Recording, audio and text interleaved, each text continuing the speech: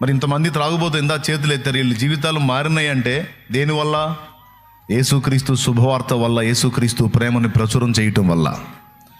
కాబట్టి ఎవడు ఆపినా, ఎవడు అడ్డుకున్నా, ఆపేవాడు అడ్డుకునేవాడు సమాజ శ్రేయస్సుకు విఘ్నం కలిగిస్తున్నాడు, సమాజ శ్రేయస్సుకు భంగకరంగా ఉన్నాడు. వాడిని లెక్క చేయకూడదు. నేను సువార్త ప్రకటించకపోతే సమాజం పాడైపోతుంది, యేసు ప్రేమని ప్రకటించకపోతే సమాజం నశించిపోతుంది. కనుక ఎవరు ఎన్ననుకున్నా సరే, నాకు తెలిసినంత వరకు నేను యేసుని గురించి సాక్ష్యం ఇస్తాను. యేసయ్య ప్రేమ వ్యక్తులలో కార్యం జరిగించిద్ది అనే విశ్వాసంతో మనం చేసేటువంటి ఈ శుభవార్త ప్రకటన, ఆత్మల రక్షణ కార్యం మనం ఆపటానికి వీల్లేదు. ఎందుకంటే బార్డర్లో ఉన్న సైనికులు శత్రువులు దేశంలోకి జొరబడకుండా కాపాడుతున్నారు. అలాగే దేశంలో ఉన్నటువంటి దేవుని పిల్లలమైన మనం సమాజంలో ఉన్నటువంటి దుష్టత్వాన్ని నిర్మూలన చేసే విధంగా మనం ప్రయాణం చేయాలి.